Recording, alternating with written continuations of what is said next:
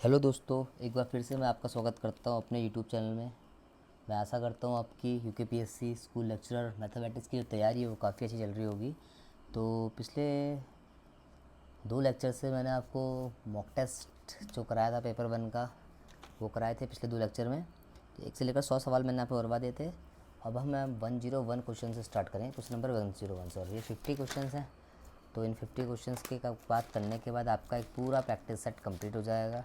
ठीक है, तो शुरू करते हैं पहले क्वेश्चन में। ये कह रहा था equation of the tangent on the from the point -2, -3 से हमने टेंजेंट डाली है टू द पैराबोला में। ठीक है, तो इसको करने का तरीका क्या है, हम इसके स्लोप निकालेंगे। ठीक है, स्टैंडर्ड फॉर्म डालेंगे y-y1 = m(x-x1)। ठीक है, सबसे सिंपल मेथड यही होता है ऐसे करने का। ठीक है, रदर देन इसके फॉर्मूले भी होते हैं हाइपरबोला के टेंजेंट निकालने के, लेकिन इतने फॉर्मूले कौन याद करेगा। ठीक है, और करना भी है तो मुझे यही तरीका अच्छा लगता है, तो मैं इस तरीके से करूँगा। जैसे y=y1 - m(x-x1)। ठीक है, तो 2 टेंजेंट आ रही है। तो सबसे पहले मैं अपना favourite method hit and trial अपनाऊँगा, क्योंकि टेंजेंट जो है -2 और -1 से पास हो रही है। तो आप भी पहले देखना कि ये पॉइंट इसे सेटिस्फाई कर रहे हैं या नहीं कर रहे हैं। ठीक है, तो देखते हैं। एक्स के बदले पहले ऑप्शन में -2 डालूंगा, वाई के बदले -1 डालूंगा, +5।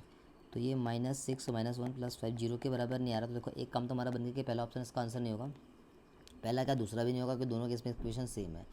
तीसरा ऑप्शन में चेक करते हैं 3x - y + 5 = 0, और देखते हैं दोनों इक्वेशन सेटिस्फाई करनी चाहिए। तो एक्स के बदले जैसे मैंने -2 डाला, ठीक है, और एक्स के बदले -1 डाला, +1 और +5 करा। ठीक है, तो 3 × 6 -6 +1 +5। तो ये जो रिज़ल्ट है आपका -5 और +5 = 0 आ गया। तो पहली इक्वेशन को तो सेटिस्फाई कर रहा है। अब चेक करते हैं क्या ये दूसरी इक्वेशन को सेटिस्फाई कर रहा है। तो ये दूसरी इक्वेशन मतलब x + y + 1 = 0 को सेटिस्फाई नहीं कर रहा है। तो डेफिनेटली अगर दूसरी को नहीं कर रहा है तो ऑप्शन सी भी गलत हो जाएगा। तो ऑप्शन डी भी, आप इसके बाद ऑप्शन सी ही गलत हो गया तो ऑप्शन डी आपका ऑब्वियस सी बात है कि सही हो जाएगा। लेकिन हम फिर भी चेक कर लेते हैं, क्योंकि ये सी वाले में सेटिस्फाई किया तो डी को चेक करने की जरूरत नहीं है पहले पार्ट को। सेकंड पार्ट में x - y + 1 = 0, एक्स के बदले मैंने -2 डाला, वाई के बदले मैंने -1 डाला, तो ये प्लस का 1 हो जाएगा और प्लस का 1। देखो ये सेटिस्फाई हो गया। तो हमने इतना लंबा क्वेश्चन करने की तरह के हिट एंड ट्रायल सॉल्व कर दिया, और ऑप्शन नंबर डी जो है इसका सही आंसर है। आप भी पेपर में पहले सीधा ही फॉर्मूला लगाने मत बैठ जाना। ठीक है, पहले हिट एंड ट्राई लगाना, क्योंकि टेंजेंट इस पॉइंट से पास हो रही तो उसको मस्त सेटिस्फाई कर जाएगी ना। तो हमें इतना लंबा क्वेश्चन करने की जरूरत नहीं है कि rather than divide by days करें फिर पॉइंट निकालें। इससे आप हिट एंड ट्रायल से क्वेश्चन कर सकते हैं। ठीक है, और बाकी अगर ट्रेडिशनल मैथ से करना है तो आप इसे y - y1 = mx - x1 से करना। आप इसकी स्लोप निकालना, फिर x के बदले -2, y के बदले -1 डाला, फिर यहाँ पर पुट कर देना, तो टेंजेंट की इक्वेशन आ जाएंगी 2। ठीक है, तो बढ़ते हैं आगे नेक्स्ट क्वेश्चन की तरफ। नेक्स्ट क्वेश्चन कह रहा है एरिया ऑफ बाउंडेड निकालना है, रीजन आपको निकालना है। आपको कर्व की इक्वेशन दे रखी है y = mod x। ठीक है, इसका मैंने ग्राफ बना दिया। बहुत तरीके हैं ऐसे करने के। ठीक है, x = -4। ठीक है, x = -4 वाला पॉइंट ये होगा। ठीक है, और ये वाला पॉइंट -4,0 होगा। ठीक है, ये वाला पॉइंट 4 होगा। ठीक है, कोई दिक्कत नहीं है, पॉइंट 0,0 होगा। फिर x = 2। ठीक है, जो ये पॉइंट होगा समझ लीजिए ये पॉइंट x = 2 है। ठीक है, तो ये 2,2 डाल देंगे ऐसे। ठीक है, तो -4,4 हो जाएगा। ठीक है, और ये 0,2 होगा। तो देखो आपको जो एरिया ऑफ बाउंडेड रीजन निकालना है वो ये निकालना है। तो इस पर 2 ट्राइंगल बन रहे हैं, सिंपल आप कर दो। ठीक है, कोई शॉर्टकट लगाने की तरह ज़रूरत नहीं है। 1/2 बेस इंटू हाइट, ये बेस का जो यूनिट है वो 4 है, हाइट की यूनिट भी 4 हो जाएगी, प्लस 1/2 इसका बेस भी 2 होगा, और हाइट भी कितनी होगी 2 होगी। तो 1/2 दोनों में ट्राइंगल की प्रॉपर्टी लगा दी है। 2 2 से 4 हो जाएगा, या 4 2 8, यहाँ से 2 से 2 कैंसिल हो जाएगा, प्लस 2 बचेगा। तो 8 + 10 जो है 10 स्क्वायर यूनिट आंसर हो जाएगा। ठीक है, तो सिंपल क्वेश्चन था, ऑप्शन नंबर डी जो होगा बिल्कुल सही आंसर होगा। ठीक है, बढ़ेंगे क्वेश्चन नंबर 103 की तरह। ये क्वेश्चन पेपर में पहले भी आ रखा है, मैंने पहले लेक्चर में कराया था शायद। ठीक है, तो तरीका होता है 0 से लेकर π/4। ठीक है, 10⁻n(x) dx। शर्त ये होनी चाहिए कि लिमिट 0 से π/4 होनी चाहिए। इसको अगर मैं in बोल दूँ तो जो इस इंटीग्रल का आंसर होता है in + in-2। ठीक है, इक्वल्स टू इसकी जो वैल्यू होती है n-1 के बराबर होती है। ठीक है, तो n के बदले क्या है यहाँ पर 10 और 10 8 दे रखा है, an है क्योंकि है। ठीक है, तो ये आ जाएगा 1/n, 10 है तो 10-1। क्योंकि कोई इंटीग्रेशन करने की ज़रूरत नहीं है, आपको ट्रिक आनी चाहिए और सीधा सीधा आंसर आपका आ जाएगा। 103 का जो है आंसर बी आएगा। ठीक है, नेक्स्ट क्वेश्चन है 104 -1 से 1 log 2 - x/2 + x की फेवरेट प्रॉपर्टी होती है लॉगरिदम फंक्शन की। ठीक है, इससे सवाल बन जाता है। तो हम इस पर -a से लेकर a वाली प्रॉपर्टी लगा देंगे। f(-x) पुट किया तो log 2 - x/2 + x हो जाएगा। x के बदले में मैंने -x पुट किया है। ठीक है, f(x) है सॉरी, तो x के बदले नेक्स्ट स्टेप में -x पुट किया है, तो log ये बचेगा आपका 2 + x, नीचे बचेगा 2 - x। ठीक है, इसको हम लिख सकते हैं log two minus x upon two plus x का इन्वर्स, ठीक है, रेसिप्रोकल है उसका, ठीक है, -1 माइनस पावर को लॉग आगे ले लेता है, खास बात होती है इसकी, log to minus x to plus x. तो ये ऑड फंक्शन की प्रॉपर्टी हो गई। तो जैसे ही एफ ऑफ माइनस एक्स की वैल्यू माइनस एफ एक्स के बराबर आ जाती है तो उसका सीधा सीधा इंटीग्रल की जो वैल्यू होती है वो किसके बराबर होती है, जी के, और जीरो के बराबर हो जाती है ना। ये प्रॉपर्टी आपने पढ़ी होगी क्लास 12 में, इंपॉर्टेंट प्रॉपर्टी है, और इस प्रॉपर्टी से आप देखना हर एग्जाम में आपको सवाल मिलेगा, ठीक है। तो ये इंपॉर्टेंट प्रॉपर्टी है, इसके क्वेश्चन आप जरूर करना, ये लॉग में दे देता है इस क्वेश्चन को, ठीक है। नेक्स्ट बढ़ेंगे क्वेश्चन नंबर 5 की तरफ, 105 की तरफ। जीरो से लेकर पाई/4 लॉग कॉस एक्स, जीरो से लेकर पाई/4 नहीं है, प्रिंटिंग मिस्टेक है, ठीक है, गलती से मेरे स्टूडेंट जो टाइपिंग करता है उसने गलत कर दिया है। जैसे कि पाई/2 लॉग कॉस एक्स एक तरीका तो है, इसका आंसर निकालेंगे हम जीरो से लेकर ये वाली प्रॉपर्टी लगा के, लेकिन ये इंटीग्रल की इतनी इंपॉर्टेंट प्रॉपर्टी है, इसका आपका आंसर ही याद होने चाहिए। तो उसका आंसर जो होता है -पाई/2 लॉग, तो अब इसे याद कर लीजिए, बहुत इंपॉर्टेंट है, ठीक है। और जीरो से लेकर पाई/2 कभी कभी याद भी करना चाहिए, ठीक है, चीज़ों को, कोई टाइम बच जाता है, वरना आप जीरो से लेकर ये वाली प्रॉपर्टी लगाना बहुत 1-1.5 पेज का सवाल है। आपने अगर 11th-12th को पढ़ाते होंगे या आपने पढ़ा होगा तो सवाल उसमें आता है, ठीक है। तो इस क्वेश्चन को डायरेक्ट ही आप याद कर लीजिए, -पाई/2 से log 2 आंसर हो जाएगा, ठीक है। नेक्स्ट बढ़ेंगे क्वेश्चन नंबर 106, ये भी इंपॉर्टेंट क्वेश्चन है, पेपर में आया हुआ सवाल है, ठीक है। जीरो से लेकर ए एक्स की पावर 7 1 प्लस एक्स की पावर 16 का आपको इंटीग्रेशन करना है, ठीक है। तो इस पर हम करेंगे क्या, एक्स की पावर 16 को मैं लिख सकता हूँ एक्स की पावर 8 का स्क्वायर, ठीक है, तुरंत आपके हाथ चल जाने चाहिए इस तरह से इंटीग्रेशन में, ठीक है। तो एक्स की पावर 8 को मैंने टी माना, इसका जो डेरिवेटिव होगा वो क्या हो जाएगा, 8 एक्स की power 7 d x equals to d t. तो यहाँ से एक्स की पावर 7 डी एक्स की जो वैल्यू आ जाएगी डी टी बाई 8 आ जाएगी, ठीक है। तो यहाँ से जो रिज़ल्ट आएगा आपका 1/8 D x D T upon 1 plus T square, limits आएगी आपकी 0 से लेकर 1, ठीक है। तो जो इसका इंटीग्रल होता है 1/8 tan इनवर्स टी होता है, मैं टी की वैल्यू एक्स की पावर 8 पुट कर देता हूँ, लिमिट्स आएगी 0 से लेकर 1, ठीक है। तो जैसे 0 से लेकर 1 लिमिट आएंगे तो एक्स के बदले अपर लिमिट पुट करेंगे तो 1 बचेगा, तो ये tan इनवर्स 1 बचेगा, और माइनस लोअर लिमिट पुट करेंगे तो 0 हो जाएगा, है ना।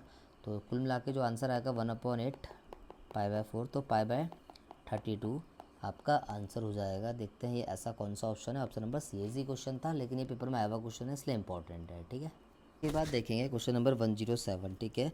आपको इंटीग्रेशन करना 0 से लेकर 3 root x d x cube. ये सवाल यूकेपीएससी लेक्चर का ही कई बार का सवाल है। तो इसमें करेंगे क्या, मैंने एक्स क्यूब को इसमें मैंने क्या मान लिया, टी मान लिया, ठीक है। तो यहाँ पर आप एक्स क्यूब को टी मानेंगे तो एक्स की वैल्यू क्या जाएगी, टी की पावर 1/3, बस ये आपको यूज़ कर लेना और कुछ नहीं।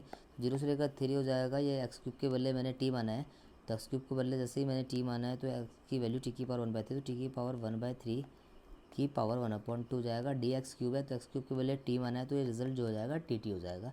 तो 0 से लेकर 3 ये लिमिट जाएगी टी की पावर 1/6 डी टी हो जाएगा। फिर आप इसका इंटीग्रल करेंगे तो टी की पावर 1/6 प्लस 1, टी की पावर 1/6 प्लस 1, टी की पावर 7/6 हो जाएगा, और ये 6/7 रेसिप्रोकल हो जाएगा अपॉन वाला। लिमिट जाएगी 0 से लेकर 3, तो लिमिट है जैसी मैंने क्या करता हूँ उस लिमिट भी टी की फॉर्म में निकाल लेता हूँ। एक्स के लिए अपर लिमिट पुट करेंगे तो अपर लिमिट 3 हो जाएगा, और 3 की पावर क्यूब 27 हो जाएगा, ठीक है। या एक काम करते हैं, एक्स क्यूब की वैल्यू टी की वैल्यू एक्स क्यूब पुट कर देते हैं, ऐसे भी कर सकते हैं। तो बस ये हो जाएगा आपका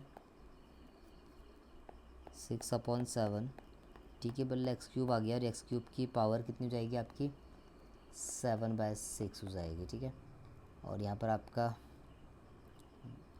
लिमिट जाएगी 0 से लेकर 3, तो ये इससे 2 टाइम्स कट जाएगा, 3 2 6 होता है, तो 6/7, ठीक है। 3 की पावर 7 की पावर 2 हो जाएगा, और upper limit minus lower limit करेंगे, ठीक है। तो एक्स के बदले हमने 3 डाला है, तो 3 ये रूट 3 की पावर 7 लिख लीजिए, 3 की पावर 7 करके रूट निकाल दीजिए, बात एक ही है, ठीक है। तो 3 की पावर 7 क्या होगा, 3 इंटू 3 इंटू 3 इंटू 3 इंटू 3, 1 2 3 4 5 6, और 7 पावर का मैंने 7 इसका रूट निकाल दिया। तो रूट में आपको पता पेयरिंग होती है, 6/7 है, 6/7 ये 1 3 आ जाएगा, फिर ये 1 3 आ जाएगा, फिर ये 1 3 आ जाएगा, फिर यहाँ पर रूट 3 बचेगा। तो 3 3 9, 9 3 27, और 27 के 6 से मल्टीप्लाई कर दीजिए, 6 7 42 का 4, 6 12 162, तो 162/7 रूट 3 आ जाएगा। तो ये क्वेश्चन जो है आपका यूकेपीएससी लेक्चरर का ही एग्जाम का क्वेश्चन है 2020 वाले का, ठीक है। क्वेश्चन देखेंगे, आपको 108 क्वेश्चन है, मैक्सिमम वैल्यू बतानी है फंक्शन की, ठीक है।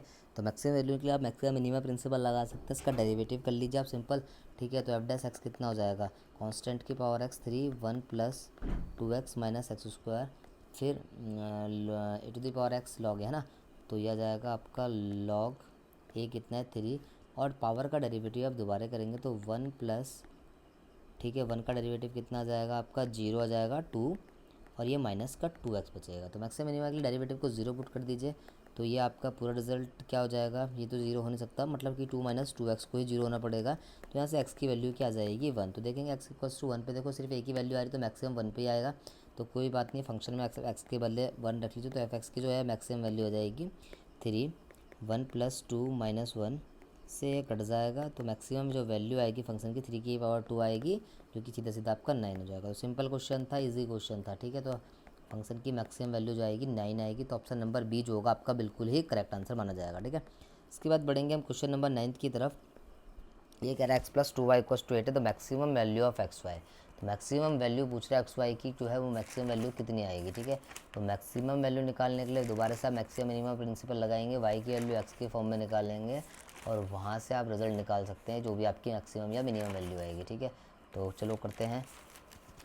तो यहाँ से क्या हो जाएगा, आप इसका डेरिवेटिव करेंगे, x की वैल्यू y की फॉर्म में निकाल देंगे, तो 2y is equals to y की वैल्यू x की फॉर्म में निकाल देते हैं 8 माइनस एक्स, तो y की वैल्यू सीधी सीधी 8 माइनस एक्स अपॉन 2, ठीक है। सिंपल ट्रेडिशनल मेथड यूज़ कर रहा हूँ, t is equals to x into y, y की वैल्यू क्या है 8 माइनस एक्स अपॉन 2, इसी मैक्सिमम या मिनिमम दिखाना है, मैक्सिमम दिखाना है। यहाँ से 8x minus x square upon 2 हो जाएगा, ठीक है। इसका डेरिवेटिव करेंगे तो D P by D x कितना हो जाएगा 8x स्क्वायर का 2x हो जाएगा। मैक्सिमम मिनिमम वैल्यू के लिए x की वैल्यू जो आएगी, डेरिवेटिव को 0 पुट करेंगे तो सीधा सीधा आपको दिख रहा है x की वैल्यू जो आ जाएगी 4 हो जाएगी, ठीक है।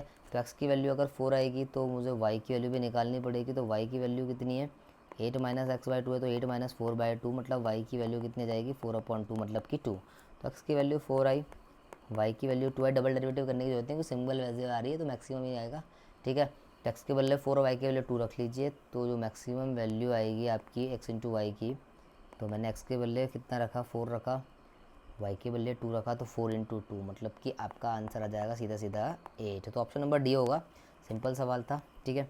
इसके बाद बढ़ेंगे क्वेश्चन नंबर 110, ये भी मैक्सिमम मिनिमा का सवाल है। तो फंक्शन आपको दे रखा है f x equals to A sine 3a sine x plus 1/3 sine 3x has a maximum value at π/3। इसने खुद बोल रखा है कि इसकी वैल्यू मैक्सिमम π/3 पे हमें ये निकालना है। सिंपल क्वेश्चन, आप इसका डेरिवेटिव करेंगे, ठीक है। ए साइन एक्स का कॉस एक्स हो जाएगा प्लस 1/3 साइन 3x का कॉस 3x, फिर 3x का दोबारा कर देंगे, 3 से 3 कट जाएगा, ठीक है। तो f dash x equals to हो जाएगा A cos x plus cos 3x।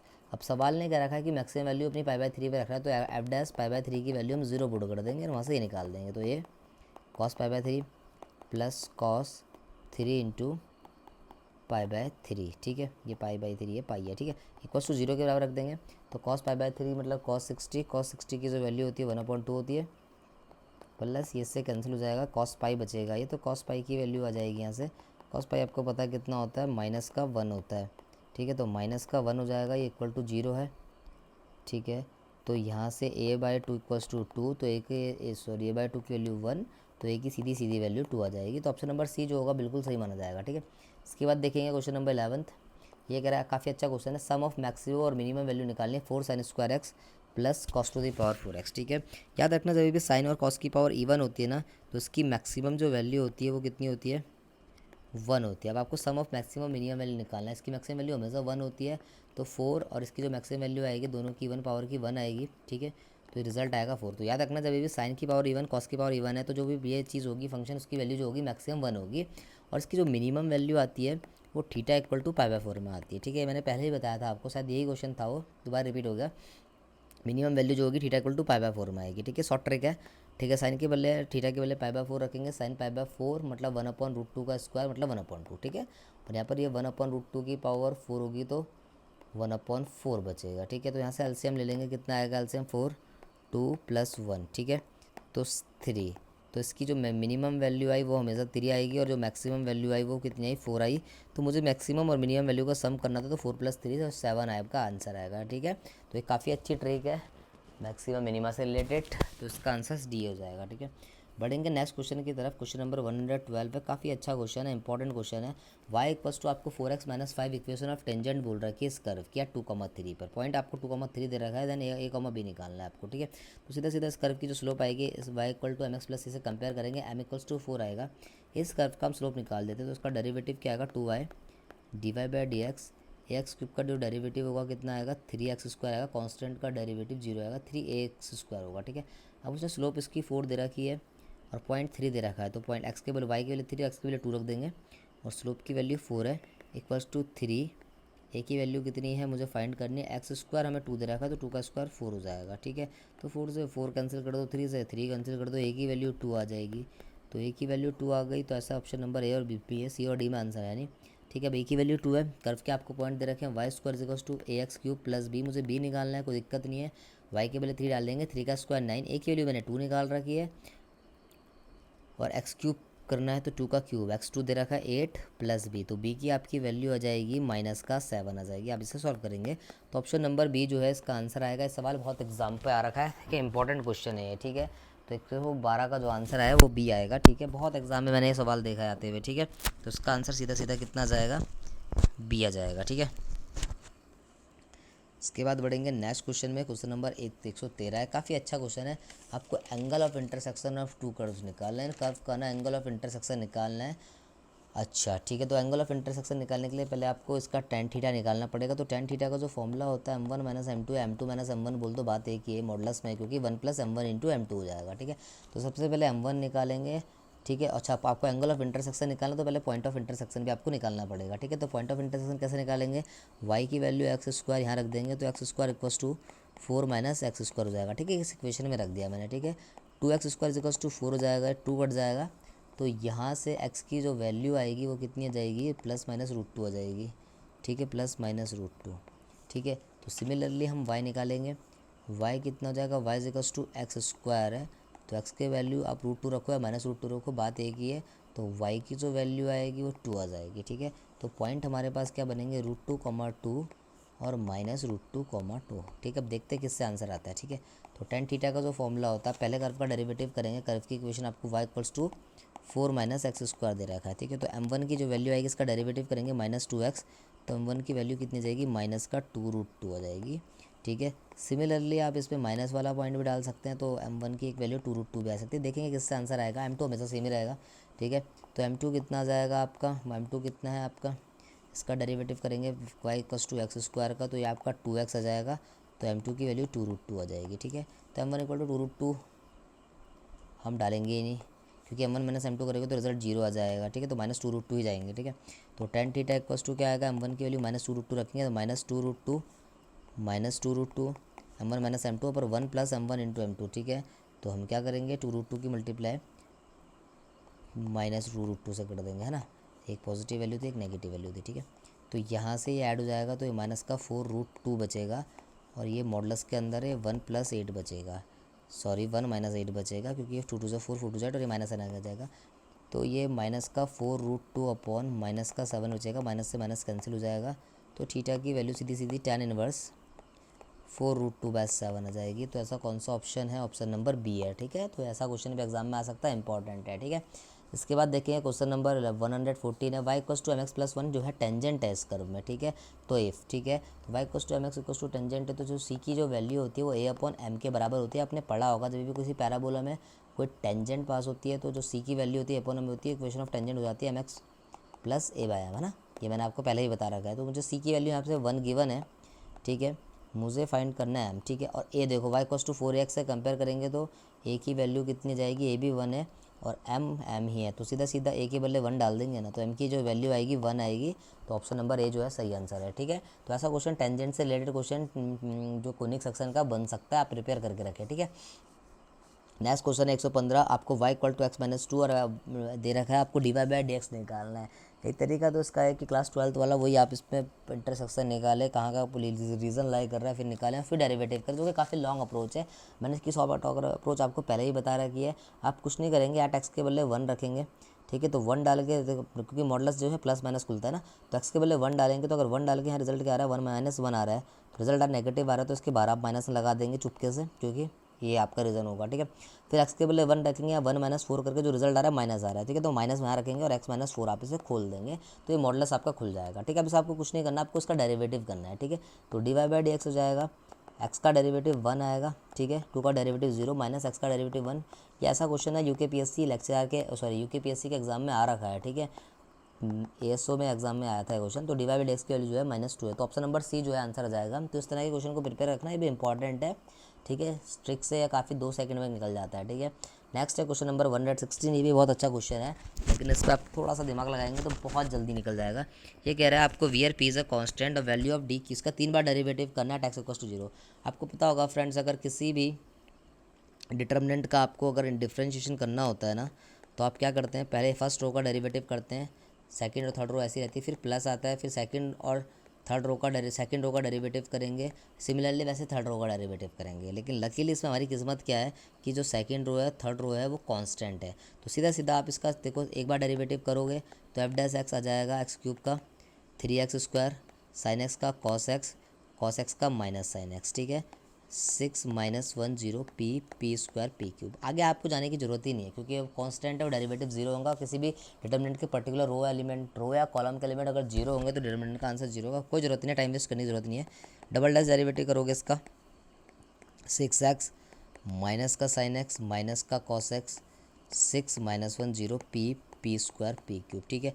अब आप इसका ट्रिपल डेरिवेटिव करोगे ना, सिर्फ फर्स्ट रो का ही करना है, क्योंकि बाकी तो कांस्टेंट आपको दिख रहा है 6, ये माइनस का कॉस एक्स और ये प्लस का साइन एक्स हो जाएगा 6 - 1 0। मैं चाहता तो इसे एक ही लाइन में भी कर देता कि 3 बार डेरिवेटिव करके छोड़ दिया, ठीक है।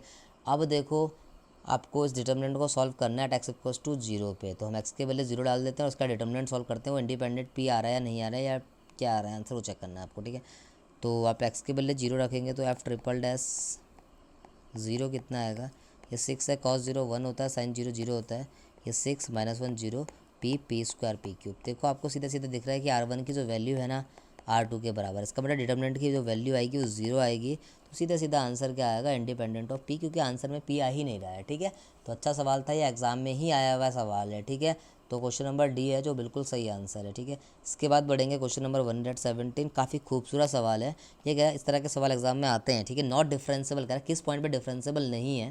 तो सबसे पहले आप क्रिटिकल वैल्यू निकालेंगे मॉडुलस फंक्शन की, तो मॉड एक्स की जो क्रिटिकल वैल्यू तो 1 आ जाएगी, तो जब वो 0 आएगी, ठीक है। तो एक तो एक्स इक्वल्स टू 0 पे डिफरेंसेबल नहीं है। अब आँख बंद करो और जहाँ पर 0 है उसे आंसर को टिक कर दो, आगे जाने की जरूरत ही नहीं है आपको, क्योंकि 0 सिर्फ एक ही ऑप्शन में। फिर भी मैं आगे समझाने के लिए आपको बता देता हूँ, ठीक है। तो एक रिजल्ट तो ये आ गया। दूसरा क्या है, अब इस मॉडुलस के लिए क्रिटिकल वैल्यू क्या बनेगी, मॉड एक्स -1 बचेगी। तो मॉड एक्स की वैल्यू 1 है, तो मॉड एक्स की वैल्यू 1 का बच सकती है +-1 में, ठीक है। तो ऑप्शन नंबर सी जो होगा बिल्कुल सही आंसर होगा, ठीक है। क्वेश्चन नंबर 18 कह रहा है what is the which of the following is not indeterminate, इनमें से कौन सा इंडिटरमिनेट फॉर्म नहीं है। तो इन्फिनिटी माइनस इन्फिनिटी होती है, इन्फिनिटी बाय इन्फिनिटी होती है, 0/इन्फिनिटी होती है। सिर्फ ऑप्शन नंबर ए जो है इंडिटरमिनेट फॉर्म नहीं होती, तो ऑप्शन नंबर ए ही बिल्कुल सही माना जाएगा, बाकी सारे ऑप्शन जो होंगे गलत होंगे, ठीक है।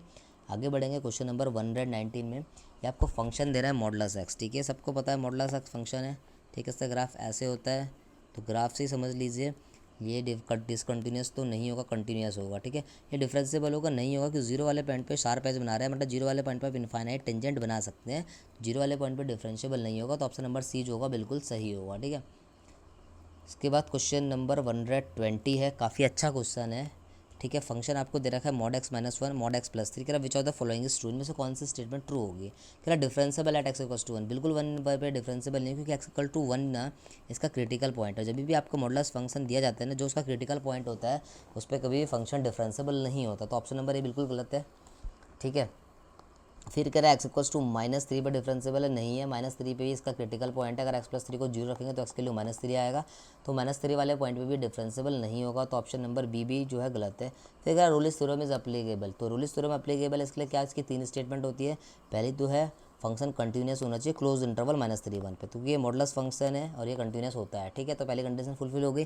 दूसरा होती है ओपन इंटरवल पे डेरिवेटिव, तो ठीक है इसकी जो क्रिटिकल वैल्यू है वो क्लोज इंटरवल पे है, तो ठीक है। तो ओपन इंटरवल में इंटरवल में ये जो हो जाएगा डिफरेंसेबल हो जाएगा, मतलब यूनिक टेंजेंट जो शार्प एज बनती है 1 और -3 में बनेगी, तो डिफरेंसेबल भी होगा। अब तीसरी कंडीशन क्या होती है कि f ऑफ -3 जो एंड वाले पॉइंट होता है से वैल्यू इक्वल आनी चाहिए। अगर ये कंडीशन होगी तो रूल्स थ्योरम अप्लीकेबल हो जाएगी। तो मैं एक्स के बदले -3 पुट करोगे तो -3 - 4 -1 मतलब प्लस का 4 हो जाएगा और 0 आ जाएगा। वहाँ पर एक्स के बदले 1 रखेंगे 0, तो 1 + 3 4, ठीक है। तो क्या हो गया, एफ ऑफ -3 पे जो वैल्यू है एफ ऑफ 1 के बराबर है, तो रोलिस थ्योरम की तीनों कंडीशन फुलफिल होगी, तो रोलिस थ्योरम जो होगी वो एप्लीकेबल होगी। तो ऑप्शन नंबर जो सी होगा इसका बिल्कुल सही आंसर होगा। ठीक है। इसके बाद बढ़ेंगे क्वेश्चन नंबर 121 की तरफ। ठीक है। क्वेश्चन नंबर 121 कह रहा था इक्वेशन ऑफ पैराबोला निकालनी है। फोकस की इक्वेशन आपको 2, वर्टेक्स आपको 2, -3 दे रहा है और फोकस जो है 2, -3। देख के लग रहा है डाउनवर्ड्स पैराबोला है। ठीक है, डाउनवर्ड्स पैराबोला है ये वाला पॉइंट जो है आपका 2, -1 है। ठीक है, वर्टेक्स वाला। ठीक है, और फोकस जो है इसका 2, -3 है। ठीक है, तो फिर मैं आपको अपना हिट एंड ट्रायल मेथड बताऊंगा, क्योंकि वर्टेक्स 2, -1 है तो फोकस क्या आप इसको सेटिस्फाई, वर्टेक्स जो है इनमें से किस पॉइंट को अगर सेटिस्फाई कर रही है। अगर 2 में टाई हो रहा है तो फिर मैं सवाल को आगे बढ़ूंगा। अगर टाई नहीं हो रहा है तो सीधा सीधा आंसर 2, -1 ही जिसको सेटिस्फाई करेगा वही इक्वेशन जो होगी पैराबोला की होगी। तो एक्स के बदले 2 रखेंगे 4 + 8 माइनस का -8 -12, तो ये तो कोई जीरो के इक्वल नहीं आएगा, तो ऑप्शन नंबर ये आंसर नहीं है। ऑप्शन नंबर बी देखो, एक्स के बदले 2 डालेंगे, 2 का स्क्वायर 4 -8 + 8 और वाई के बदले -1 डालेंगे तो -8 हो जाएगा और प्लस का 12, तो ये 16 - 60 = 0 आ गया। तो ऑप्शन नंबर बी आंसर हो सकता है। ठीक है, लेकिन होगा ही होगा, कंफर्म तब होगा जब सारे ऑप्शन को हम चेक करेंगे। ठीक है, अगर सारे सब ऑप्शन मतलब बाकी वाले ऑप्शन सेटिस्फाई नहीं करेंगे तो आंसर हो जाएगा। तो एक्स के बदले 2 रखेंगे तो 2 का स्क्वायर 4 + 8 वाई के बदले -1 रखना है तो -8 और -12, तो ये भी सेटिस्फाई नहीं हो रहा है। -8 है ना, हाँ, तो -8 और -8 माइनस का 16 हो रहा है, सेटिस्फाई नहीं हो रहा है, तो ये भी आंसर नहीं होगा। फिर देखेंगे ऑप्शन नंबर सी की तरफ। ठीक है, ऑप्शन नंबर सी जो है आपका x² - 4x + 4, अगर ये सेटिस्फाई नहीं करेगा तो हमारा आंसर बी हो जाएगा। हमें और कुछ करने की ज़रूरत ही नहीं, हमने वर्टेक्स से सॉल्व कर दिया सवाल। ठीक है, तो x के बदले क्या रखेंगे, 2 रखेंगे, 2 का स्क्वायर 4 फिर -8 फिर +12, तो हमारा काम बन गया। ये भी इसे सेटिस्फाई नहीं कर रहा है, इसका मतलब सिर्फ आंसर ऑप्शन बी। आप भी पेपर में ऐसे ही करेंगे, थोड़े होशियारी दिखाएंगे। ठीक है, वरना आपको इसको ट्रेडिशनल करना पड़ेगा। तो यहाँ पर आपको डायरेक्ट्रिक्स का पॉइंट निकालना पड़ेगा, क्योंकि 2, वर्टेक्स होता है फोकस और डायरेक्ट्रिक्स वाले पॉइंट का मिड पॉइंट होता है। ठीक है, तो फिर यहाँ से डायरेक्ट्रिक्स की इक्वेशन निकलेगी और जनरल डेफिनेशन ऑफ पैराबोला से, मतलब पॉइंट का डिस्टेंस फोकस से पॉइंट का डिस्टेंस डायरेक्ट्रिक्स से इक्वल होता है, तो वहाँ से थोड़ा सा लॉन्ग पड़ जाएगा। ठीक है, तो कोशिश हमें ऐसे ही करनी है पेपर में, जैसे कि टेंजेंट का जिस पॉइंट पर टेंजेंट है उस पॉइंट को इक्वेशन में डाल दिया, जैसे मैंने पहले क्वेश्चन में किया था आज के, वैसे ही वर्टेक्स का पॉइंट डाल दिया, तो ऐसे करके ना आपका टाइम बच जाएगा। ठीक है, तो क्वेश्चन नंबर 121 का जो आंसर होगा वो ऑप्शन नंबर बी होगा। ठीक है, क्वेश्चन नंबर 122 फोकस निकालनी है आपको पैराबोला की। ठीक है, तो पैराबोला की फोकस निकालनी है, इसके लिए हम करेंगे क्या, सबसे पहले पैराबोला के पॉइंट निकालेंगे। ठीक है, तो वर्टेक्स निकालेंगे। वर्टेक्स निकालने से पहले हम इसकी लेटा सेक्टर निकाल सकते हैं। जब भी वाई के ऊपर स्क्वायर वाली इक्वेशन होती है ना, इस तरह की इक्वेशन, जो एक्स का जो कोफिशिएंट होता है ना, वो मॉडुलस साइन के साथ ना उसका मॉडुलस साइन लेना, तो जो लेंथ ऑफ क्या आ जाएगी आपकी लेटा सेक्टम आ जाएगी। ठीक है, लेंथ ऑफ लेटा सेक्टम अगर मैं बोलूँगा तो 4a की जो वैल्यू होगी वो कितनी आएगी आपकी 1 आएगी। ठीक है, इसके बाद a की जो वैल्यू आ जाएगी वो 1/4 आ जाएगी। ठीक है, a की जो वैल्यू है आपकी 1/4 आ जाएगी। इसके बाद हम करेंगे क्या, वर्टेक्स निकालेंगे। इसके वर्टेक्स निकालने के लिए y के ऊपर स्क्वायर लगाना, तो इसके रिस्पेक्ट में पार्शियल डेरिवेटिव करेंगे। 2y हो जाएगा x का 0 -2 + 2 0। ठीक है, तो पार्शियल डेरिवेटिव जैसे किया मैंने, तो y की वैल्यू कितनी आ गई, 1 आ गई। ठीक है, तो y की वैल्यू 1 आ गई, तो ऑप्शन नंबर ए और बी आंसर नहीं हो सकता। ठीक है, क्योंकि y की वैल्यू हमेशा सेम रहती है, जो वर्टेक्स वाली होती है, जब भी y के ऊपर स्क्वायर लगा होता है। ठीक है, अब हम करेंगे क्या, अब हम x निकालेंगे। तो y की वैल्यू 1 जो है ऑप्शन क्वेश्चन में रख देंगे, तो 1 - x - 2 + 2 = 0 आ जाएगा। तो यहाँ से x की वैल्यू भी 1 आ गई। ठीक है, तो x की वैल्यू 1 आ गई ना, तो इसके जो फोकस होता है ना, फोकस जो आपकी इसकी आएगी वो कितनी आएगी, x की जो वैल्यू होगी वो वर्टेक्स मतलब y कोऑर्डिनेट तो सेम होता है, x की वैल्यू जो आपकी आएगी h + a आएगा। अब h होता क्या है, वर्टेक्स वाला पॉइंट होता है, मतलब जो x की वैल्यू है, जो कैपिटल X मान लेते हैं ऐसा है ना, तो इसको h बोल लेते हैं। ठीक है, वर्टेक्स वाले पॉइंट को h, k बोलते हैं। ठीक है, तो h की वैल्यू आपकी कितनी आई, 1 है, और जो आपकी फोकस आ रखी है वो कितनी है, वो ए जो है 1/4 है। ठीक है, तो इसको सॉल्व करेंगे तो रिजल्ट आएगा 5/4। तो जो इसका वर्टेक्स जो फोकस आएगी वो 5/4, 1 आएगी। ठीक है, ये ट्रिक बहुत अच्छी है। ठीक है, इससे टाइम बच जाता है। ठीक है, तो ऑप्शन नंबर डी से ज़रूर सीखना आप लोग। ठीक है, नेक्स्ट देखेंगे क्वेश्चन नंबर 123। क्वेश्चन नंबर 123 में रिलेशन का क्वेश्चन, रिलेशन फंक्शन का इस तरह का क्वेश्चन भी आ जाता है रिलेशन में। ठीक है, 1 1 2 2 3 3 तीन एलिमेंट है, तीनों खुद से मैप पूरे, तो रिफ्लेक्सिव है, लेकिन सिमेट्रिक नहीं है। 1 2 से मैप है बट 2 1 से मैप नहीं है। ठीक है, तो ये रिफ्लेक्सिव है, सिमेट्रिक है नहीं है, तो ऑप्शन नंबर सी गलत हो जाएगा। ट्रांजिटिव भी है, देखो 1 2 से मैप है, 2 2 से मैप है, तो 1 2 से मैप है, वैसे 2 3 से मैप है, फिर 3 3 से मैप है वैसे ही, ठीक है 1 3 से मैप है, फिर 1 3 से मैप है, 3 3 से मैप है, तो 1 3 से भी मैप है। तो सिमिलर जो रिलेशन है ट्रांजिटिव भी है, तो सिमेट्रिक और रिफ्लेक्सिव बट नॉट सिमेट्रिक इसका आंसर हो जाएगा। तो ऑप्शन नंबर ए जो होगा इसका बिल्कुल सही होगा, ठीक है। इसके बाद बढ़ेंगे नेक्स्ट क्वेश्चन की तरफ, क्वेश्चन नंबर 124 की तरफ। ए जो आपको 3x3 की मैट्रिक्स दे रखी है, 5 इंटू एडजॉइंट ऑफ ए के जो वैल्यू 5 के बराबर, तो डिटर्मिनेंट ऑफ ए निकालें, डिटर्मिनेंट के अंदर ही है, ठीक है। तो ये तो सिंपल है, के ए का जो डिटर्मिनेंट होता है के की power n into determinant of A होता है, पहले वाली प्रॉपर्टी लगा देंगे। तो 5 की power n into adjoint of A का डिटर्मिनेंट इज इक्वल्स टू 5। अब एडजॉइंट ऑफ ए का डिटर्मिनेंट आपने पढ़ा होगा क्लास 12 में, ठीक है। n आपको 3 दे रखा तो 5 की पावर 3 हो जाएगा, ये होता है डिटर्मिनेंट ऑफ ए की पावर n-1, ठीक है। n 5 है, ठीक है 3 है सॉरी। तो ये आपका डिटर्मिनेंट ऑफ ए का जो स्क्वायर है वो आपका हो जाएगा 1/25 के बराबर, क्योंकि इससे 5 टाइम 2 टाइम्स कर मतलब एक पावर कट जाएगी और 1/25 हो जाएगा। तो डिटर्मिनेंट ऑफ ए की जो वैल्यू है प्लस माइनस 1/5 हो जाएगी। तो ऐसा ऑप्शन ए है, तो ऑप्शन नंबर ए जो है सही हो जाएगा, ठीक है। इसके बाद बढ़ेंगे नेक्स्ट क्वेश्चन की तरफ, क्वेश्चन नंबर 125। ये कह रहा है sum of first 3 terms of GP 16 और नेक्स्ट 3 टर्म्स इज 128। बिल्कुल आगे आपको जाने की जरूरत नहीं है, इसमें हम हिट एंड ट्रायल ही पहले यूज़ करेंगे, ठीक है। सम ऑफ फर्स्ट 3 टर्म जो है 16 है, तो एन के बदले 3 डालेंगे और देखते हैं 3 डाल के 16 कौन कौन से ऑप्शन दे रहे हैं, ठीक है। तो एन के बदले 3 डालेंगे, पहले ऑप्शन में 16/7 है, 2 की पावर 3 - 1, तो 16/7 ये आपका 8 - 1 7 बचेगा, ठीक है। एन के बदले 3 यहाँ डालेंगे तो 8 - 1 7 बचेगा। तो देखो 16 आ गया, ये आंसर हो सकता है, ये आंसर नहीं हो सकता, बिल्कुल भी नहीं हो सकता, क्योंकि 2 की पावर में 7 आ रखा। सिमिलरली एन के बदले 3 डालेंगे तो 3 की पावर 3 27 बचेगा, मतलब 26। तो ये रिजल्ट भी कभी भी 16 के बराबर नहीं होगा। सिमिलरली लास्ट ऑप्शन भी नहीं आएगा, ठीक है। तो बस टाइम बच गया आपका, ऐसे ही आपको पेपर में टाइम बचाना है, ठीक है। 18/5 ये 63 आ जाएगा, तो ये भी कभी 16 के बराबर नहीं आएगा। तो बस इस लाइन से इस क्वेश्चन में सवाल हो गया था कि सम ऑफ फर्स्ट 3 टर्म्स इज 16 है, तो सीधा एन के पहले 3 डाला और answer option A he satisfy कर रहा है, आगे बढ़ने की हमें ज़रूरत भी नहीं है। नेक्स्ट क्वेश्चन कह रहा है 126, सम ऑफ एन टर्म्स दे रखा है, आपको कॉमन डिफरेंस निकालना। तो एन टर्म्स दे रखा है, कॉमन डिफरेंस जो इसका होता है ना, इस तरह के अगर सीरीज हो, क्वाड्रेटिक हो और सिर्फ इस तरह के एलिमेंट हो, ठीक है, फर्स्ट और सेकंड सिर्फ 2 ही एलिमेंट हो, ठीक है, एन स्क्वायर हो फिर एन हो, तो जो एन की जो पावर है ना उसको इस कांस्टेंट से मल्टीप्लाई करा दो, तो 2 × 2 जो रिजल्ट आया ना वही आपका कॉमन डिफरेंस आता है। तो d=4 जो है आपका आंसर हो जाएगा, ठीक बताया।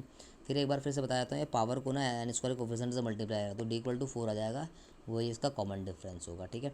अगर इसकी nth टर्म निकालनी थी, ये भी मैंने आपको बताया था। nth टर्म क्या होता है, इसकी मल्टीप्लाई इससे कराएंगे 4n और फिर यहाँ पर प्लस आएगा इस 3 वाली मतलब एन के कोफिशिएंट को एन स्क्वायर कोफिशिएंट से सब्ट्रैक्ट कर देंगे, तो ऐसे करके nth टर्म भी आ जाती है, ठीक है। ये प्रैक्टिस सेट में भी मैंने आपको करवाया था, तो पहले करवाया था, nth टर्म निकालने का शॉर्ट ट्रिक होता है, ठीक है।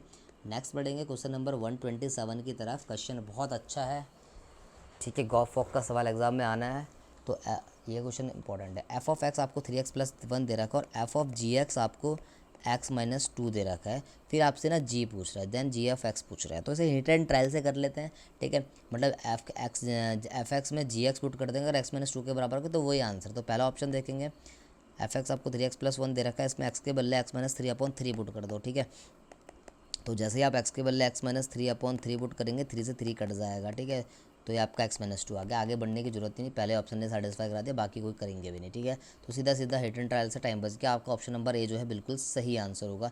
नेक्स्ट देखें, क्वेश्चन नंबर 128 है, आपको ओ ए दे रखा है, ओ बी दे रखा है, एरिया ऑफ ट्राइंगल पूछ रहा है। तो area of triangle A B क्या हो जाएगा, 1/2 आप आई जे के करेंगे, इसका मॉडलेस निकाल के 2 से डिवाइड कर देंगे, है ना। तो ये 1 - 1 और 1 बचेगा 0 1 और 1। बस थोड़ा सा इस पर दिक्कत ये है दोस्तों कि इसकी कैलकुलेशन में ध्यान देना, ठीक है। कभी कभी ना ये जल्दबाजी में आगे पीछे हो जाता है, अगर कुछ दिया नहीं तो आप आई को 1 जे को आई ना समझ के 1 0 1 भी कर लेते हैं बच्चे, ठीक है। 1/2 से एक्सपेंड कर दो विद रिस्पेक्ट टू r1, ये हो जाएगा -1 और फिर ये -2 हो जाएगा, फिर यहाँ पर आई आ जाएगा, फिर -j, ये आपका सिर्फ 1 बचेगा, तो -j लिख देता हूँ, +k, ठीक है ना, इसकी मल्टीप्लाई से कराता है इसलिए 1 बचा, फिर माइनस का प्लस का k बचेगा, तो 1/2 ये आपका बचेगा -2i -j + k। अब इसका मॉडुलस निकाल देंगे, तो 1/2 रूट के अंदर 4 + 1 + 1, तो 1/2 √6 हो जाएगा। तो एरिया ऑफ ट्राइंगल आपका सिंपल क्वेश्चन, और ऐसा क्वेश्चन पेपर में छोड़ना नहीं है, ठीक है। तो ऑप्शन नंबर बी जो होगा आपका आंसर सही हो जाएगा। नेक्स्ट क्वेश्चन है 129, f(x = x² + 1 limit x tending to f(x - f two upon x minus two. ऐसा क्वेश्चन प्रीवियस वीडियो में भी आया था, मैंने आपको बताया था। जब ऐसा क्वेश्चन हो ना, सिर्फ आप इसको पकड़ो, ठीक है, इसको पकड़ो और इसका डेरिवेटिव मार दो, तो 1 अपॉन एक्स स्क्वायर प्लस 1 हो जाएगा, ये 2x हो जाएगा, ठीक है। अब x इक्वल्स टू किस पे पूछ रहा है, 2 पे पूछ रहा है लिमिट, तो x के पहले 2 डाल दो, तो 2 इंटू 2 और 4 प्लस 1, तो कितना जाएगा 4 अपॉन 5 जो होगा आंसर होगा। तो ऑप्शन नंबर बी जो होगा बिल्कुल सही आंसर होगा, ठीक है, बिल्कुल सही आंसर होगा। इसके बाद क्वेश्चन नंबर 130 देखेंगे। ये कह रहा है unit vector perpendicular to the vector, ठीक है। यूनिट वेक्टर निकालना जो परपेंडिकुलर हो वेक्टर के, ठीक है। आपको वेक्टर की इक्वेशन दे रखी है, तो यूनिट वेक्टर निकालने का जो फॉर्मूला होता है वो कितना होता है, n cap is equals to होता है ए क्रॉस बी, इन वेक्टर के करस्पॉन्डिंग निकालना है अपन mod of A cross B, ठीक है। तो पहले हम ए क्रॉस बी निकालते हैं। तो ए क्रॉस बी कैसे निकालेंगे, क्रॉस प्रोडक्ट वाले तरीके से। आई यहाँ पर जे आ जाएगा, यहाँ पर के आ जाएगा, यहाँ पर 4 - 1 3, आई का आई जे के कोफिशिएंट, और यहाँ पर -2 1 और -2, ठीक है। तो ये क्रॉस बी निकालेंगे तो आई आ जाएगा यहाँ पर प्लस का 2 माइनस का 3 माइनस का जे आएगा माइनस का 8 प्लस का 6 प्लस का के आएगा 4 और माइनस का 2 आएगा, ठीक है। तो ये 2 में से 3 जाएगा, माइनस का आई माइनस माइनस प्लस का 2j और प्लस का 2k, ठीक है। और अब इसका मॉडलस निकालेंगे, तो मॉडलस कितना जाएगा, modulus of A cross B आ जाएगा आपका 1 + 4 मतलब कि 3 आ जाएगा। तो एन कैप की जो वैल्यू आएगी वो माइनस का आई प्लस 2j प्लस का 2k अपॉन 3 आ जाएगी। तो ऐसा ऑप्शन जो है आपका ऑप्शन नंबर बी है। तो बी आंसर बिल्कुल सही होगा, ठीक है। सिंपल क्वेश्चन होता है, ये भी आ जाता है एग्जामों में। क्वेश्चन नंबर 131 देखिए, काफ़ी अच्छा क्वेश्चन है ये। अगर ए और बी इंटीजर है, -π से लेकर पाई, इसका इंटीग्रेशन करना है, ठीक है। तो सबसे पहले मैंने a - b का होल स्क्वायर खोल दिया, -π से लेकर पाई, ये हो जाएगा आपका cos square ax plus sin square bx minus 2ab sin x sin bx cos ax, ठीक है। इस वाले फंक्शन को तो देखो -a से लेकर ये लिमिट है, स्टेप खा रहा हूँ, ठीक है। इस वाले फंक्शन को तो सीधा सीधा आंसर क्या आ जाएगा, 0 आ जाएगा, कि ऑड फंक्शन बन जाएगा ना। -a से लेकर ये वाली प्रॉपर्टी है, ये भले ही से पॉजिटिव कर देगा लेकिन ये नेगेटिव का साइन ला जाएगा। तो आप लोग समझदार हो, आप समझ चुके होंगे मैं क्या कहना चाह रहा हूँ, ठीक है। तो मैं स्टेप को छोड़ रहा हूँ, -π से लेकर पाई, टाइम वेस्ट करने से अच्छा आपको ऐसे ही करना है। लिमिटेशन को मैंने अलग अलग बोल दिया, -π से लेकर पाई sin स्क्वायर bx, ठीक है। अब आप इसका इंटीग्रेशन करेंगे तो sin square ax cos square ax का जो इंटीग्रेशन होता है वो फॉर्मूला क्या होता है, 1 + cos ax/2। इस फॉर्मूले में तोड़ देंगे। sin bx को -π से लेकर पाई 1 - cos, यहाँ पर 2 भी आता है, cos 2 bx/2 वाले फॉर्मूले में तोड़ देंगे। आपने पढ़ा होगा ये, ठीक है, ट्रिग्नोमेट्री में dx, ठीक है। तो यहाँ से 1/2 का इंटीग्रल क्या होगा, x/2 होगा, -π से -π से और +π तक प्रॉपर्टी लिमिट जाएगी, -π से π है, ठीक है। cos 2x का इंटीग्रेशन क्या होगा, sin 2x अपॉन ये 4 हो जाएगा, ठीक है। लिमिट जाएगी इसमें भी, 4 ही आएगा, ठीक है। लिमिट इसमें भी -π से π जाएगी, ठीक है। यहाँ पर सिंपली x1 का 1/2 का इंटीग्रेशन x/2 होगा, लिमिट -π से π जाएगी, और ये माइनस होगा sin 2bx 1/4, लिमिट जाएगी -π से लेकर π, ठीक है। आपको पता है ए और बी जो है इंटीजर वैल्यू है, ठीक है। तो साइन इंटीजर पाई हमेशा 0 होता है। अपर लिमिट करोगे तभी भी साइन इंटीजर पाई आएगा, लोअर लिमिट भी करोगे तो भी साइन इंटीजर पाई आएगा। तो ये रिजल्ट आपका पूरा 0 हो जाएगा, ये आपका रिजल्ट पूरा 0 हो जाएगा। सिमिलरली इंटीजर पाई वाला कंसेप्ट है, ठीक है। तो यहाँ से इसको सॉल्व करेंगे, upper limit minus lower limit को सॉल्व करेंगे तो upper limit minus lower limit करके यहाँ से जो रिजल्ट बचेगा पाई बचेगा, और सिमिलरली यहाँ से भी पाई बचेगा, ठीक है। तो पाई प्लस पाई जो आएगा आपका आंसर 2π होगा। तो ऑप्शन नंबर डी जो होगा आपका बिल्कुल सही आंसर होगा, ठीक है। नेक्स्ट पढ़ेंगे क्वेश्चन नंबर 132 की तरफ, ठीक है। क्वेश्चन नंबर 132 काफ़ी अच्छा क्वेश्चन है, इंटीग्रेशन से रिलेटेड है, ठीक है। आपको इंटीग्रेशन निकालना है dx 4x² + 4x + 5, ठीक है। इसकी एक शॉर्ट ट्रिक होती है फ्रेंड्स, अगर आपको याद रहेगी पेपर में, एक तरीका से परफेक्ट स्क्वायर बना के आप सॉल्व कर सकते हो। अगर आपको ट्रिक याद नहीं तो परफेक्ट स्क्वायर बना लीजिए, कोई दिक्कत नहीं। अगर शॉर्ट ट्रिक आपसे याद कर सकते हो तो आप डी निकालेंगे। अगर डी जो है <0 आ गया ना तो हमारा इसका काम बन जाएगा। तो डी इसका डिस्क्रिमिनेंट निकालेंगे, क्वाड्रेटिक इक्वेशन है 4 का स्क्वायर बी का स्क्वायर, ठीक है, -4ac 4 × 4 × 5 हो जाएगा। तो कुल मिला के आप इसे सॉल्व करोगे तो 80 - 16 - का 64 आएगा। तो हमारा काम बन गया। अगर डी <0 तो इसका इंटीग्रेशन बिना डिग्रेड करके सिंपल निकल जाएगा, ठीक है। तो जो इसका इंटीग्रेशन का फॉर्मूला होता है -2/√-d, ठीक है, tan इनवर्स f'(x), f(x) में से बोल रहा हूँ, यहाँ पर f'(x) आ जाएगा और ये एंगल में रहेगा √-d और ये प्लस का c, ठीक है। इस फॉर्मूले को आप याद रख सकते हैं, लेकिन डिस्क्रिमिनेंट उसके लिए >0 होना चाहिए और माइनस साइन इसलिए लगाइए, माइनस माइनस पॉजिटिव हो जाएगा, ये 2/√64 बचेगा यहाँ पर, ठीक है। तो √64 बचेगा, 2/√64 माइनस माइनस पॉजिटिव हो गया। tan इनवर्स f'(x), ठीक है, ये डैश है डेरिवेटिव, तो इसका डेरिवेटिव करेंगे आप तो 8x, इसका डेरिवेटिव होगा प्लस का 4 अब रूट माइनस का 64, मतलब माइनस माइनस प्लस का 64 हो जाएगा, प्लस का c, ठीक है। तो उसके बाद देखो ये आपका बचेगा 2/8 tan इनवर्स, यहाँ से 4 कॉमन ले लेना, तो अंदर बचेगा 2x + 1 √64 8 हो जाएगा, प्लस का c, ठीक है। तो यहाँ से क्या हो जाएगा, 4 2 8 हो गया, ठीक है, 1/4 tan इनवर्स ने अंदर एलसीएम ब्रेक कर रखा है, x + 1/2 प्लस का c आंसर हो जाएगा। तो ऑप्शन नंबर बी जो है इसका सही आंसर होगा। वेल एंड गुड, अगर आपको प्रॉपर्टी या ये ट्रिक आपको याद हो जाए, और नहीं होगी तो फिर आप परफेक्ट स्क्वायर बना के भी सॉल्व कर सकते हैं, ऐसे घबराने वाली बात नहीं है, ठीक है, आप कर लोगे ऐसे इजीली, ठीक है। तो ऑप्शन नंबर बी जो होगा बिल्कुल इसका सही आंसर होगा 132 का। क्वेश्चन नंबर 133 ये मेरी फेवरेट मैट्रिक्स है, जिसको मैं बोलता हूँ ऑर्थोगोनल मैट्रिक्स। ऑर्थोगोनल ना जो है रोटेशनल मैट्रिक्स का काइंड होता है, ठीक है, जितनी इसकी पावर करते हैं उसके एंगल में जाता है, मैंने आपको पहले ही बताया था, ठीक है। काफ़ी अच्छा है ये टॉपिक, ठीक है। तो इसका जो रिजल्ट होता है, पहले ही बात ये होती है, ऑर्थोगोनल मैट्रिसेस जो होती है एक दूसरे के साथ कम्यूट करती है, मतलब ए अल्फ़ा हमेशा ए बीटा जो होगा ए अल्फ़ा और ए बीटा के बराबर होगा एंगल के साथ, ठीक है, 100% सच होता है ये, ठीक है, ए अल्फ़ा प्लस बीटा हो जाता है, ठीक है। ये थोड़ा गलत दे रखा है, इनटू ये ऐसे हो जाएगा, ठीक है। दूसरी कंडीशन ये होती है कि A alpha into beta A alpha plus beta के बराबर हो जाता है, मतलब ये साइन का फॉर्मूला बन जाता है, sine cos alpha plus beta sine alpha plus beta, ठीक है, आपने क्लास 12 में भी देखी होगी ये प्रॉब्लम, ठीक है। तीसरी कंडीशन क्या होती है, अपने एंगल के ना पावर को अपने एंगल में ले लेती है, मैंने आपको बता रखी है, रोटेशनल मैट्रिसेस वाला कंसेप्ट है, ठीक है। तो ऑप्शन नंबर सी आपको नॉट ट्रू प्रूफ करना है, तो ऑप्शन डी जो नॉट ट्रू होगा, क्योंकि जो इसकी पावर होती है एंगल में आती है, अगर ए अल्फ़ा का इन्वर्स निकालोगे तो एक minus cos alpha sine of minus alpha इसे अलग कर देगा, तो ऑप्शन नंबर डी जो होगा इसका नॉट ट्रू में सही होगा, ठीक है। तो ऑप्शन नंबर डी जो है सही है इसका आंसर, क्योंकि नॉट ट्रू ढूंढना था हमें, ठीक है।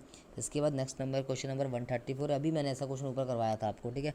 तो एंगल ऑफ इंटरसेक्शन निकालना y = x², इस बार इसने पॉइंट पहले से दे रखा है, ठीक है। तो पॉइंट दे रखा है तो हम सीधा m1 m2 निकालते हैं। m1 मतलब पहले कर्व का डेरिवेटिव 2x करा और x के बदले 1 रखा 2 डाला, दूसरे कर्व का डेरिवेटिव करोगे m2 आएगा तो -3 आ जाएगा, ठीक है। तो अब tan थीटा का फॉर्मूला लगा देंगे, तो tan थीटा का जो फॉर्मूला होता है वो कितना होता है, m2 - m1 या m1 - m2 कर लो, मॉडुलस होता है, बात वही होती है। तो tan थीटा की जो वैल्यू हो जाएगी m1 - m2 2 + 3 अपॉन 1 - 2 इंटू -3 हो जाएगा, ठीक है। तो -3 हो जाएगा ये 2 इंटू -3, तो ये आ जाएगा आपका 5 अपॉन माइनस का प्लस का 7, ठीक है। तो tan थीटा आ गया, तो थीटा की जो वैल्यू आ गई tan इनवर्स 5/7 आ गई, ठीक है। तो tan इनवर्स 5/7 आ गई, तो ऐसा ऑप्शन जो है ऑप्शन नंबर डी है, ठीक है। तो ऑप्शन नंबर डी जो होगा आपका इसका सही आंसर होगा, ठीक है। लेकिन ठीक है, ये सॉरी मैंने गलत कर दिया, m1 - m2 होता है, तो ठीक है, और यहाँ पर ये प्लस होता है, फिर ये कितना हो जाएगा आपका 5 -6, कभी कभी मिस्टेक हो जाती है, -6 के बच गए हम, -5, वरना आप लोग को एक कमेंट आया था कि 144 का आंसर ये है, ठीक है। तो कभी कभी मिस्टेक हो जाती है मेरे से, तो थीटा = π/4 जो है बिल्कुल सही आंसर होगा, तो ऑप्शन नंबर ए जो है बिल्कुल सही आंसर है, ठीक है। इसके बाद देखेंगे question number 135, sin² x + cos की पावर 4x, आपको x की रियल वैल्यू निकालनी है, मतलब कुल मिला के इसकी रेंज निकालनी है कि, ठीक है। तो अभी भी मैंने आपको बताया था साइन की पावर इवन है, कॉस की पावर इवन है, तो इसकी मैक्सिमम वैल्यू 1 हो सकती है, तो ऑप्शन नंबर बी और सी में, और मिनिमम वैल्यू जो होती है थीटा = π/4 में, तो थीटा की वैल्यू π/4 रखेंगे, तो sin² π/4 हो जाएगा 1/2 प्लस कॉस की पावर 4, तो कॉस की पावर 4x आप जैसे ही करोगे तो कितना बचेगा आपका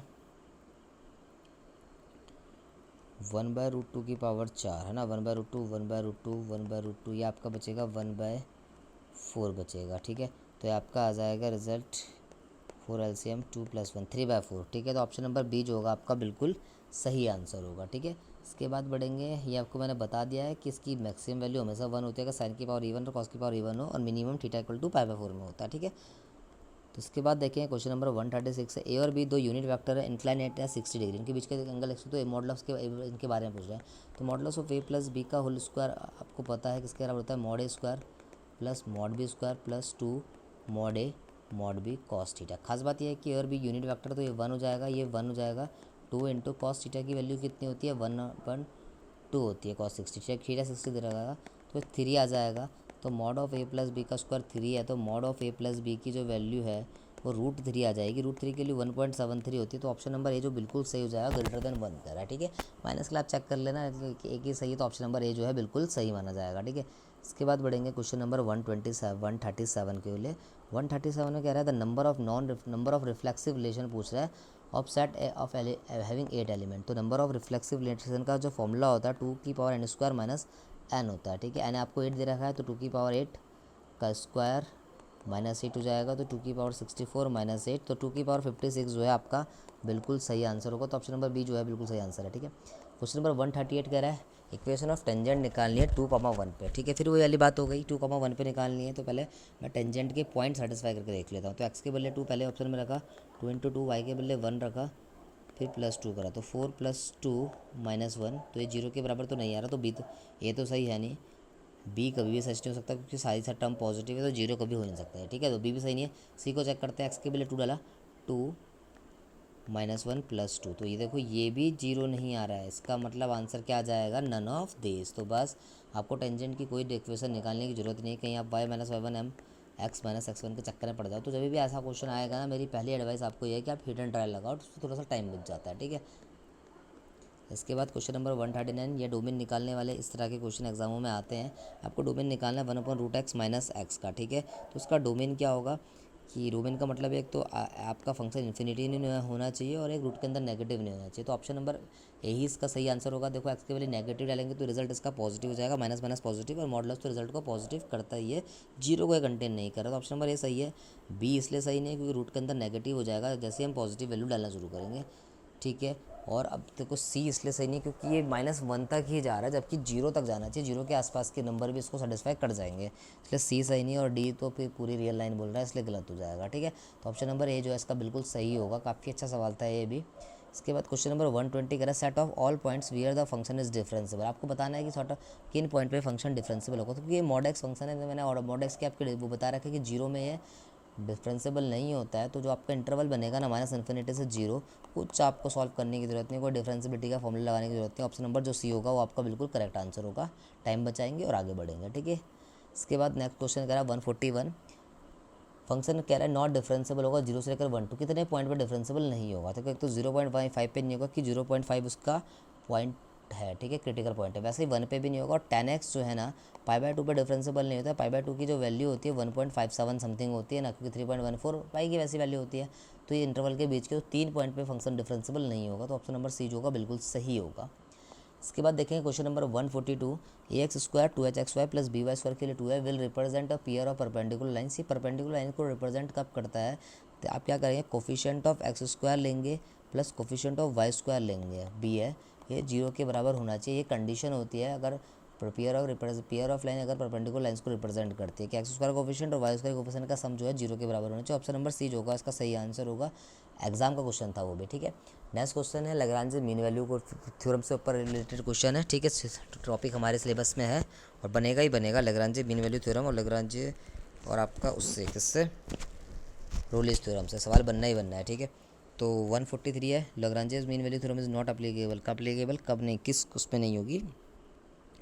तो देखो सीधी बात बताऊँ तो मॉड एक्स जो है 0 से लेकर 1 के इंटरवल में, क्योंकि मॉड एक्स 3 कंडीशन होती है ना, तो 0 से लेकर 1 के ऊपर इंटरवल में कंटिन्यूस और डिफरेंशिएबल दोनों होता है। ठीक है, और इसमें एप्लीकेबल हो जाएगी है। ठीक है, कोई दिक्कत नहीं है।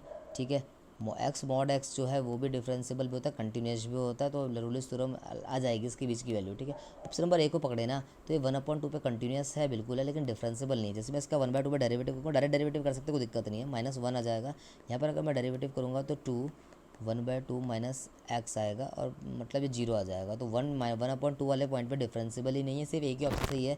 तो नॉट एप्लीकेबल बताना है तो ऑप्शन नंबर ए जो है बिल्कुल सही होगा। आप इजीली चेक कर लेना। ठीक है, तो ऑप्शन नंबर ए होगा। तो ऐसे ही आपको पेपर में टाइम बचाना, फटाफट कर दीजिए आप क्वेश्चन को। ठीक है, इसके बाद देखिए क्वेश्चन नंबर 144 है, जी इज आइसोमॉर्फिक है। साइन आइसोमॉर्फिक का होता है, अलजेब्रा का क्वेश्चन है। देन क्या सही होगा, तो जब दो ग्रुप्स आइसोमॉर्फिक होते हैं तो उनके ऑर्डर्स जो होते हैं हमेशा इक्वल होते हैं। एलिमेंट सेम हो जरूरी नहीं है। ठीक है, लेकिन ऑर्डर्स पक्का से इक्वल होते हैं तभी वो आइसोमॉर्फिक होते हैं। ठीक है, इसके बाद क्वेश्चन नंबर 145 है, ऑर्डर ऑफ जी आपको पी की पावर एन दे रहा है, तो सेंटर ऑफ जी पूछ रहा है, तो सेंटर ऑफ जी क्या हो जाएगा आपका नॉन ट्रिवियल होगा, क्योंकि अगर ग्रुप का ऑर्डर पी की पावर एन होता है तो सेंटर ऑफ जी पे हमेशा एलिमेंट जो होते हैं पी होते हैं, ये थ्योरम होती है, ठीक है। इंपॉर्टेंट है ये क्वेश्चन भी एग्जाम पॉइंट ऑफ व्यू से, बहुत बार एग्जाम में देखा गया है इस तरह का क्वेश्चन, ठीक है। तो UK triple S C L T में भी आया था क्वेश्चन, ठीक है, तो नॉन ट्रिवियल आंसर होगा। क्वेश्चन नंबर 146 है, ए डॉट बी की वैल्यू 1 है, ए क्रॉस बी की वैल्यू जे माइनस के, तो वेक्टर बी क्या होगा। ऐसे क्वेश्चन को आप सीधा हिट एंड ट्रायल से लगाओ। ए डॉट बी 1 है, ऑप्शन पकड़ो, किस किस का ए डॉट बी 1 आ रहा है, तो पहले ऑप्शन का करेंगे 1 -1 +1, पहले का तो आ रहा क्या, दूसरे का आ रहा, तो दूसरे का भी आ रहा है 2 -1, कोई बात नहीं आने, तो तीसरे का आ रहा है, तो तीसरे का भी आ रहा है, चौथे का आ रहा है, चौथे का तो नहीं आ रहा, ऑप्शन डी कट जाएगा। अगला इससे कट जाएगा कि ए क्रॉस बी की वैल्यू जे माइनस के बराबर होना चाहिए, तो ए क्या है वाई जे के, ऑप्शन पकड़ेंगे, पहला है 1 1 1, फिर 1 -1 1, देखेंगे जे माइनस के बराबर आ रहा है नहीं आ रहा, तो जैसे ही मैं आई के करूँगा तो ये 1 आ जाएगा और ये +1, बस यहीं छोड़ देंगे क्योंकि 2 आ रहा है आपके ऑप्शन में, जे आई नहीं आ रहा है, तो पहला ऑप्शन छोड़ देंगे। फिर देखेंगे बी ऑप्शन, तो बी ऑप्शन में क्या है आई जे के 1 1 1 0 सॉरी 2 0 और -1, इसको चेक करते हैं ये क्या कंटेन कर रहा है आई को, बिल्कुल यार ये भी तो कर रहा है कंटेन, ठीक है, तो ये आई आ रहा है इसमें, तो मैं इसको भी गलत मान लूँगा, तो ऑप्शन सी ही बचेगा, तो वही आंसर होगा, तो आई + जे + के, ठीक है, तो इसको देखेंगे आएगा आई जे के 1 1 1, यहाँ पर देखो 1 फिर 0 0 आ जाएगा ना, ऑप्शन सी में आई है, ठीक है, तो देखो आई तो नहीं आ रहा, क्या जे आ रहा है, बिल्कुल आ रहा है, -जे आ जाएगा, यह आएगा -1, फिर प्लस के की बारी में आएगा आपका -के, तो ये आपका जे माइनस के कैप आ रहा है, तो ऑप्शन नंबर जो है सी ही सही होगा। तो कैसे क्वेश्चन को हिट एंड ट्रायल करने में आसानी पड़ती है, ठीक है, तो सी आंसर हो जाएगा आपका बिल्कुल सही। नेक्स्ट करते हैं क्वेश्चन नंबर 147 की तरफ, अच्छा क्वेश्चन है, मॉड ऑफ ए क्यूब, आपको डिटर्मिनेंट ऑफ ए क्यूब 125 दे रहा है, तो डिटर्मिनेंट ये पूछा, तो डिटर्मिनेंट की खास बात होती है पावर को बाद में करके भी आप क्यों निकाल सकते हैं, या पहले कर लो, बात एक ही है। डिटर्मिनेंट ऑफ ए आपका कितना आ जाएगा α² -4, ठीक है, ये रिजल्ट, और इसको राइट हैंड साइड ले जाएंगे तो ये 5 हो जाएगा, तो α² की वैल्यू कितनी आ जाएगी 5 + 4 9 आ जाएगा, तो अल्फ़ा की जो वैल्यू आएगी वो ±3 आएगी, तो अल्फ़ा की वैल्यू जो ±3 है, ठीक है, ऑप्शन गलत दे रखा है, ठीक है, +-3 100% सही होगा ये, ठीक है, तो ऑप्शन नंबर जो है बी इसका बिल्कुल सही आंसर है, ठीक है, तो ये गलत है, ठीक है क्वेश्चन। मैं इतना श्योर इसलिए बोल रहा हूँ क्योंकि ये मैंने अभी आपको अपने एनडीए के बैच पे कराया था क्वेश्चन, तो इसलिए बिल्कुल इसका आंसर +-3 आ रहा है आंसर, ठीक है। तो ऑप्शन नंबर 148 देखेंगे, ये कह रहा है इन अ ग्रुप जी ओ, एक ग्रुप है, if n is the order of n element a, n जो है ऑर्डर है एक एलिमेंट का, और a belongs to G, p is a prime to n, ठीक है, पी एक प्राइम नंबर है, ठीक है, प्राइम है एन के अंदर, मतलब ये कहना चाह रहा है एन का ऑर्डर ए है, ठीक है, तो ए की पावर पी को पूछ रहा है, तो ए की पावर पी को अगर पूछेगा तो हम क्या बोलेंगे, ए का ऑर्डर एन है, तो जी सी वो क्या होता है फॉर्मूला ए की पावर पी का, यहाँ पर आ जाएगा ऑर्डर ऑफ ए है मतलब एन, और जी सी डी लेंगे आप किसका ए और पी का, तो ऑर्डर ऑफ एन एलिमेंट ए, तो ए और पी का जो जी सी डी आएगा 1 आएगा, क्योंकि प्राइम पे कुछ भी वन अदर देन 1 कुछ कॉमन होता नहीं, और ए के बारे में प्राइम की बात करी नहीं है, ठीक है, ग्रुप का एलिमेंट है, ठीक है, तो जो इसका आंसर आ जाएगा सीधा सीधा एन आ जाएगा, ठीक है, तो ऑप्शन नंबर डी। ऐसे मैंने बहुत सवाल अलजेब्रा में कराया, आप लिस्ट में देखना, मॉडर्न अलजेब्रा से करके मैंने करा रखा। क्वेश्चन नंबर 149 है, ए बी सी या 3 नॉन जीरो वैक्टर से नॉन जीरो या नॉन कॉलिनर वैक्टर बोलते हैं, ए क्रॉस बी ऐसे है, ठीक है, मतलब डायरेक्ट प्रोडक्ट का क्वेश्चन है, तो इसका जो रिजल्ट आता है वो आप डायरेक्ट याद रखना कि ए बी सी का होल स्क्वायर आता है, ठीक है, कुछ रिजल्ट आपको डायरेक्ट याद रखनी है उनमें से है, ठीक है, करने के लिए प्रूफ कर सकते हो लेकिन काफ़ी टाइम टेकिंग होगा, तो इस रिजल्ट को आप डायरेक्ट याद रखें कि ए बी सी का होल स्क्वायर आता है, तो ऑप्शन नंबर ए इसका बिल्कुल सही आंसर होगा, ठीक है।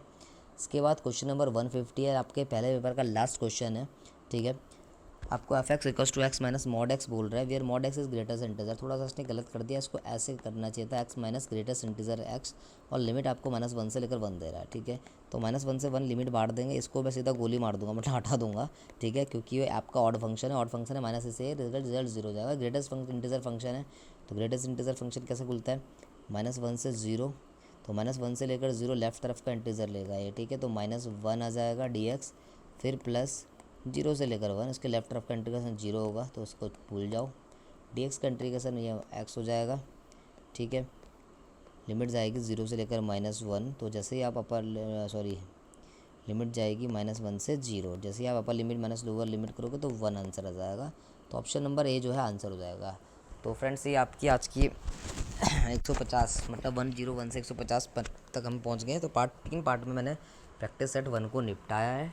तो प्रैक्टिस सेट में 150 क्वेश्चन थे, ठीक है। आपको ध्यान देने वाली बात यह है कि 9 चैप्टर हैं, 9 टॉपिक हैं और 150 सवाल आने हैं। तो ऑन एन एवरेज अगर आप मान के चलो तो 15 से भी ज़्यादा क्वेश्चन, मतलब 16-17 क्वेश्चन एक टॉपिक से आने हैं। तो सबसे मेरी एक एडवाइस है सबको कि कोई सा भी टॉपिक ना छोड़े, सब टॉपिक को अच्छे से प्रिपेयर करें, ठीक है।